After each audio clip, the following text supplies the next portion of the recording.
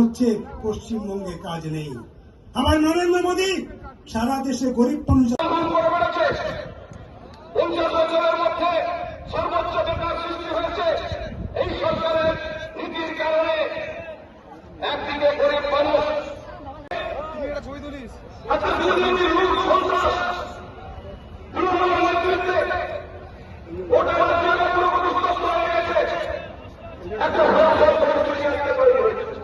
কেমন হচ্ছে তা নতুন করে আপনাদের কাছে বলবো না। কি হবে আপনারা তো সব ভালো করে বোঝেন। একটা জানেন, আমাদের দেশের আদিবাসী যাদের তারা পাচ্ছেন, হকদার হচ্ছেন আপনারা। আপনাদের এই লড়াইয়ের জন্য ভারতবর্ষের অন্য রাজ্য আপনাদেরকে স্যালুট জানায়।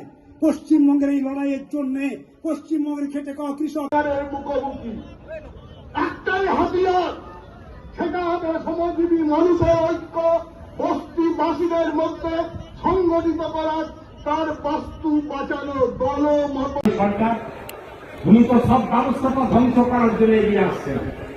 নয়া কৃষি নীতির নাম করে বিপণন নীতি কি আইন করতে চলেছেন শুনে রেখেছি। আমাদের দেশে 3টি কৃষি আইন প্রত্যাহার হওয়ার পর আজকে মোদীজি একটা বিপজ্জনক সংস্করণ তৈরি করছেন এই নয়া কৃষি আইন। কি হবে?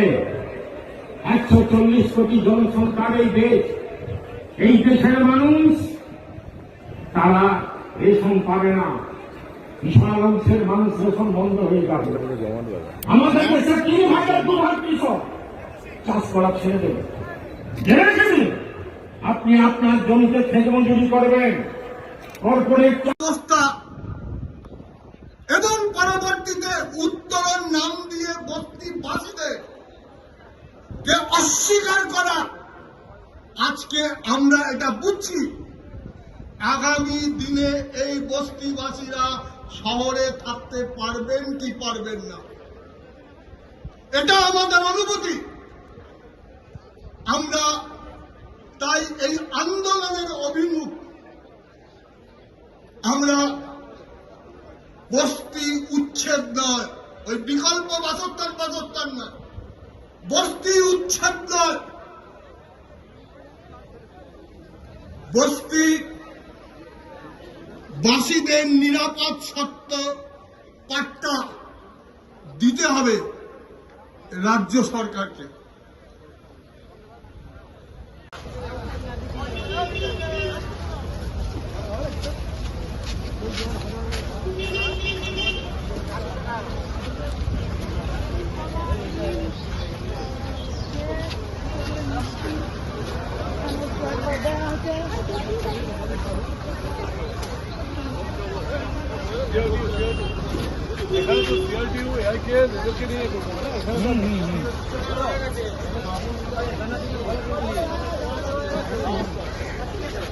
আমি আর গোবন্দা আছি, মৃদা আছি, সব আছি।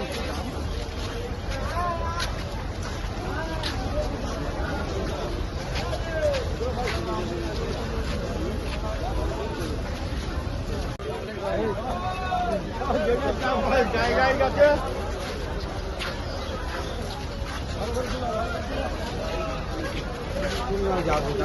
টিকিট ভরে দিল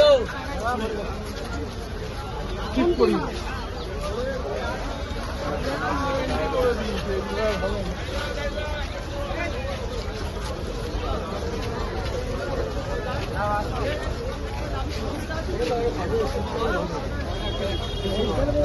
ঠিক আছে, হ্যাঁ ঠিক আছে।